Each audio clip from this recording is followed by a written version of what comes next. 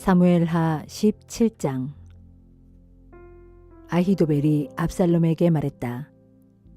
제가 12,000명의 용사를 뽑아서 오늘 밤 즉시 다윗을 쫓아가겠습니다. 그가 지쳐 있을 때 갑자기 공격하겠습니다. 그러면 다윗은 겁에 질려 부하들과 함께 도망칠 것입니다. 그때 제가 다윗만 잡아 죽이면 모든 게 끝납니다. 다른 사람들은 모두 왕의 편으로 끌어들이겠습니다. 한 사람만 죽이면 다른 사람은 모두 왕께 순순히 돌아올 것입니다.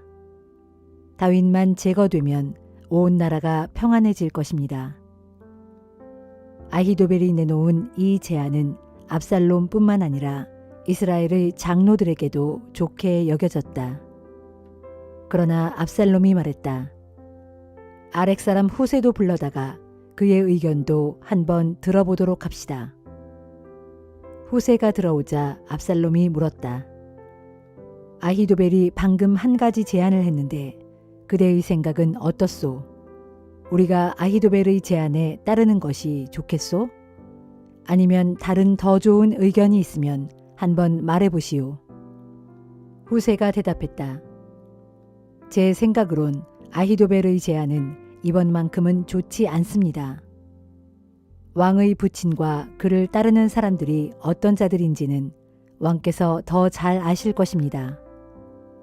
그 사람들은 모두 용사들로서 마치 새끼를 빼앗긴 야생곰처럼 무섭게 화가 나 있습니다. 더욱이 왕의 부친은 경험이 풍부한 노련한 군인이어서 기습에 대비하여 밤에는 군사들과 함께 진영에서 잠도 자지 않습니다. 그는 지금쯤 동굴이나 다른 은밀한 곳에 숨어 있을 것입니다. 만일 왕의 군사들이 일부라도 먼저 공격을 받고 쓰러진다면 압살롬의 군대가 패했다 라는 소문이 삽시간에 퍼지게 될 것입니다. 그러면 사자처럼 용맹스러운 군사들도 겁에 질려버릴 것입니다. 왕의 부친이 용사요 또한 그의 부하들도 용감한 군인들이라는 것은 온 이스라엘이 다 압니다. 그러므로 저희의 의견은 이렇습니다. 먼저 북쪽의 단에서부터 남쪽의 브엘세바에 이르기까지 온 이스라엘에서 군사들을 불러 모으십시오. 그런 후에 해변의 모래알처럼 많은 군대를 이끌고 왕께서 친히 싸우러 나가십시오. 다윗이 있는 곳이면 어디든지 공격하여 온 대지에 내리는 아침 이슬처럼 그를 덮쳐버리는 것입니다. 그러면 다윗은 물론이고 그의 부하들 중에서도 살아남을 사람이 아무도 없을 것입니다. 혹시 다윗이 어떤 성읍으로 들어가 숨으면 이스라엘 사람들이 모두 밧줄을 가져다가 그 성을 동여맨 후 끌어서 골짜기에 내동댕이 쳐 버리는 것입니다. 그러면 성읍이 서 있던 그곳에는 돌멩이 하나도 남아있지 않게 될 것입니다. 후세의 말이 끝나자 압살롬과 온 이스라엘 사람들은 후세의 전략이 아히도벨의 것보다 더 낫다고 결정을 내렸다. 일이 이렇게 된 것은 주께서 압살롬에게 재앙을 내리시기 위해 아히도벨의 훌륭한 전략을 좌절시키셨기 때문이다. 후세는 곧장 소식을 전해주었다. 제사장 사독과 아비아달에게 아히도벨이 압살롬과 이스라엘의 장로들에게 제안한 내용을 설명한 후 자신은 이런저런 내용의 제안을 했노라고 말해주었다. 그런 다음 후세는 이렇게 말했다. 어서 다윗에게 사람을 보내어 지체하지 말고 오늘 밤에 즉시 요단강을 건너가라고 전하십시오. 그렇지 않으면 왕과 부하들이 모두 죽고 말 것이요. 한편 그때의 요나단과 아히마아스는 예루살렘 성 바깥의 에느로겔에 대기하고 있었는데 그들에게는 성의 안팎을 오가면서 소식을 전해주는 하녀가 있었다. 그들이 성을 드나들다가 행여 사람들의 눈에 띄게 되면 위험하기 때문이었다. 하녀가 정보를 전해주면 그들은 그 소식을 다윗 왕에게 즉각 전달했다. 그런데 한 젊은이가 두 사람을 수상하게 여기고 압살롬에게 밀고했다. 두 사람은 그 사실을 눈치채고 그곳을 떠나 바후림 마을로 가서 어느 민가에 숨어들었다. 때마침 그 집 마당에 우물이 있어서 그들은 우물 속으로 기어내려가 숨었다. 그리고 그 집 여인은 우물 위에 뚜껑을 덮고 그 위에 찌은 보리를 널어 놓았다. 그러니 누가 보아도 수상한 구석을 발견할 수 없었다. 압살롬의 부하들이 그 집으로 들어와서 여인에게 물었다. 아히마아스와 요나단이 어디 있느냐? 여인이 그들에게 대답했다. 두 사람은 방금 시내를 건넜습니다. 그들은 즉시 시내 쪽으로 뒤쫓아갔다. 하지만 아무도 찾지 못하자 그냥 예루살렘으로 돌아갔다. 압살롬의 부하들이 사라지자 두 사람은 우물에서 나와서 다윗에게 달려가 소식을 전했다. 지금 즉시 요단강을 건너야 합니다. 아히도벨이 오늘 밤 안으로 기습해야 된다고 압살롬에게 조언했습니다. 다윗은 즉시 일어나 부하들과 함께 강을 건넜다. 그래서 날이 셀 무렵에는 한 사람도 빠짐없이 다 요단강을 건너서 이쪽 편에는 아무도 남아있지 않게 되었다.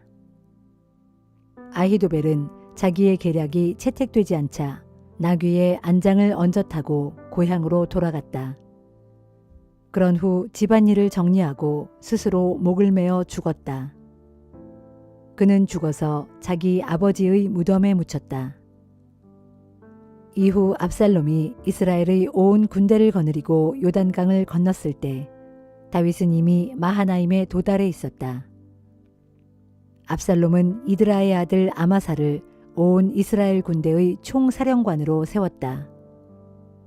이드라는 나하스의 딸 아비갈과 결혼하여 아마사를 낳았는데 아비갈은 요압의 어머니인 수르야의 여동생이었다. 압살롬은 이스라엘 온 군사들을 거느리고 길르앗 지역에 진을 쳤다.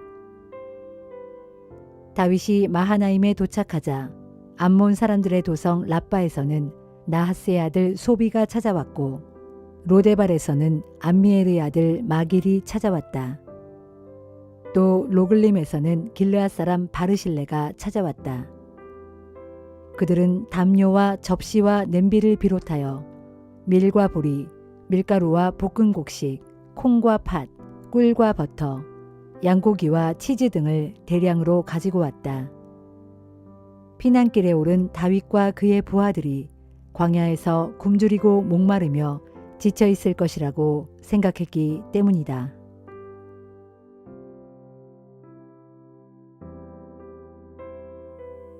고린도 후서 10장.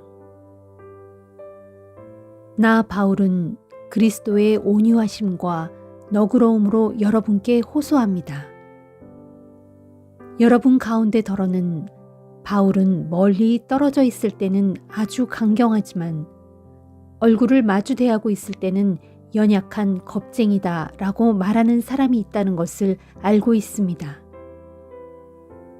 여러분에게 부탁하건대 부디 내가 여러분에게 갈 때는 강경하게 대할 필요가 없게 해달라는 것입니다. 하지만 우리가 육신의 욕망에 따라 살아간다고 여기는 사람들에게는 내가 단호하게 대처하려고 합니다. 비록 우리가 육신을 입고 세상 속에서 살아가고 있지만 육신의 욕망에 따라 세상 사람들이 하듯 속된 싸움을 하고 있는 것이 아닙니다. 우리가 들고 싸우는 무기는 육신에 속한 세상 무기가 아닙니다. 그것은 아무리 견고한 요새일지라도 능히 무너뜨리는 하나님의 강력한 무기입니다. 이 무기로 우리는 세상의 모든 궤변을 무찌릅니다. 또한 하나님을 아는 지식에 반대하는 온갖 교만한 사상을 무너뜨리고 사람들의 모든 사상을 포로로 사로잡아 그리스도께 복종시킵니다. 그리하여 여러분이 온전히 순종하기만 한다면 우리는 모든 불순종하는 사람들을 처벌할 준비를 갖추게 될 것입니다. 여러분은 겉모양만 보고 사람을 판단하고 있습니다. 누구든지 자신이 그리스도께 속한 사람이라는 것을 확신하고 있다면 그는 자기 자신이 그리스도께 속한 사람인 것과 같이 우리 또한 그리스도께 속한 사람들이라는 사실을 분명히 알아야 할 것입니다. 주께서 내게 주신 권위는 여러분을 세우기 위한 것이지 넘어뜨리기 위한 것이 절대로 아닙니다. 그러니 주께서 내게 주신 권위를 내가 다소 드러내놓고 자랑하더라도 나는 그 점에 대해 부끄러울 것이 없습니다. 나는 지금 여러분에게 편지로 겁을 주려고 하는 것이 아닙니다. 부디 그런 인상을 받지 않기를 바랍니다. 어떤 이들은 나에 관해 말하기를 바울의 편지는 무게가 있고 강력하지만 직접 만나보면 그는 나약하고 말주변도 없는 사람이야 라고 합니다. 이렇게 말하는 사람들이 꼭 알아야 할 것이 있습니다. 그것은 우리가 떠나 있을 때 편지로 쓰는 말이나 함께 있을 때 우리가 행하는 실제 행동 사이에는 아무런 차이가 없다는 사실입니다. 우리는 저만 잘났다고 떠들어대는 그런 사람들이 아닙니다. 그리고 우리 자신을 그런 사람들에 견주고 싶지도 않습니다.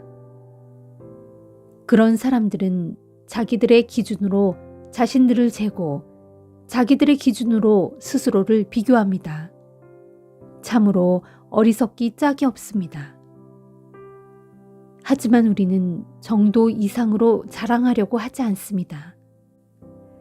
다만 우리에게 내세울 수 있는 자랑거리가 있다면 그것은 하나님께서 우리에게 맡겨주신 분야 안에서만 그러하고 또 여러분에 대해서만 그러할 뿐입니다. 그러므로 우리의 자랑이 한계를 넘은 것은 결코 아닙니다. 만일 우리가 그리스도의 복음을 들고 여러분에게까지 가지 않았다면 여러분을 향한 우리의 자랑이 한계를 넘은 것이 되겠지만 우리는 멀리 여러분에게까지 가서 그리스도의 복음을 전했지 않습니까? 또 우리는 다른 사람들이 이룩한 업적을 우리 것으로 가로채어 자랑거리로 삼는 것도 아닙니다. 우리의 소망이 있다면 여러분의 믿음이 계속해서 자라남에 따라 여러분에 대한 우리의 행동 범위도 더욱 확장되는 것입니다. 그리하여 우리는 여러분의 지역을 넘어서까지 복음을 전하려고 합니다.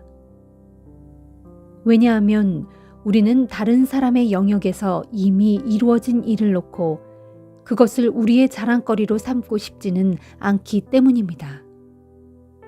성경에도 기록되어 있기를 누구든지 자랑하려거든 주 안에서 자랑하라 했습니다. 그러므로 누구든지 자기를 스스로 내세우는 사람은 인정을 받지 못합니다. 주님께서 인정해 주시는 사람이야말로 참으로 인정을 받은 사람입니다.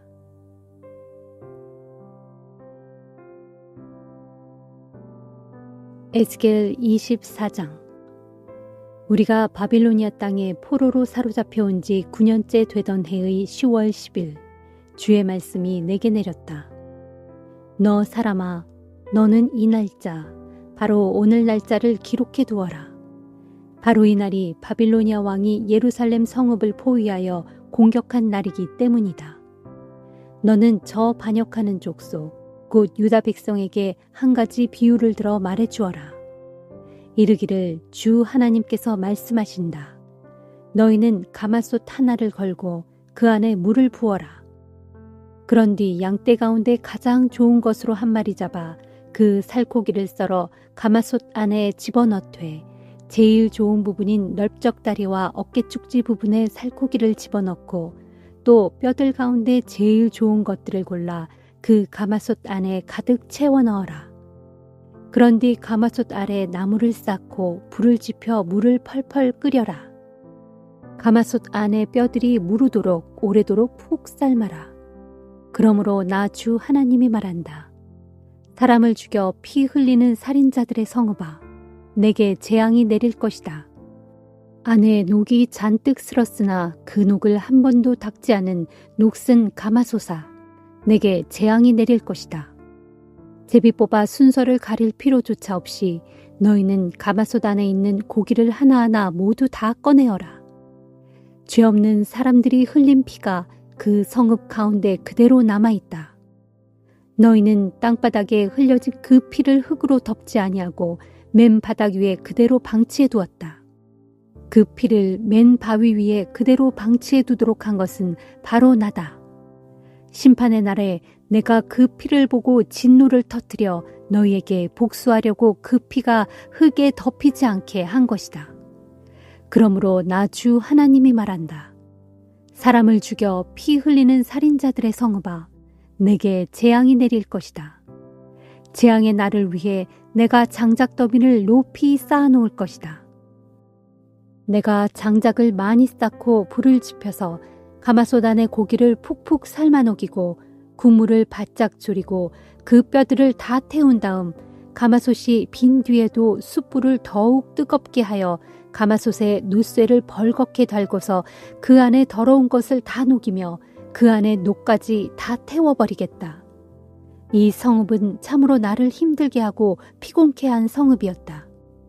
내가 이 성읍의 더러움을 제거하려고 부단히 애썼지만 그 녹이 벗겨지지 않았고 어지간한 불로는 없어지지 않았다. 예루살렘아, 너의 더러운 죄 가운데 하나가 이방 우상을 섬긴 음행이다. 음행으로 더러워진 내 몸을 내가 깨끗하게 하려고 애썼지만 내가 도무지 깨끗해지지 않았다. 그러므로 내가 너를 향해 내 분노를 다 쏟아붓기 전에는 내 더러움이 결단코 깨끗해지지 않을 것이다. 이는 나 주의 말이다. 나 주가 말했으니 이 일이 반드시 이루어질 것이다. 이 일을 행함에 있어 내가 절대로 돌이키지 않겠고 너를 조금도 아끼지 않겠으며 나의 결정을 결코 뉘우치지 않겠다. 내가 그대로 행할 것이니 심판의 그날에 그들이 내 모든 악한 행실에 따라 너를 심판할 것이다. 이는 나 주 하나님의 말이다 하여라. 주의 말씀이 내게 내렸다.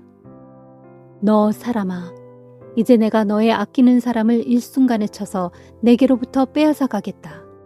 그럴지라도 너는 슬퍼하거나 울거나 눈물을 흘리지 말아라. 탄식도 조용하게 하고 죽은 사람을 위해 애곡하지도 말아라. 평소처럼 내 머리에 수건을 동여매고 내 발에 신을 신어라. 내 수염을 가리지도 말고 초상집 음식을 차려 먹지도 말아라. 그래서 내가 아침에 사람들에게 이 이야기를 알려주었는데 그날 저녁에 내 아내가 죽었다. 다음 날 아침 나는 하나님께서 지시한 대로 따랐다. 그러자 사람들이 내게 물었다. 왜 그렇게 행동하시오? 당신의 그런 행동이 우리와 어떤 상관이 있는지 그 의미를 말해주지 않겠소? 그때 내가 그들에게 대답했다. 주께서 내게 말씀하셨소. 이르시기를 너는 이스라엘 족속에게 전하라.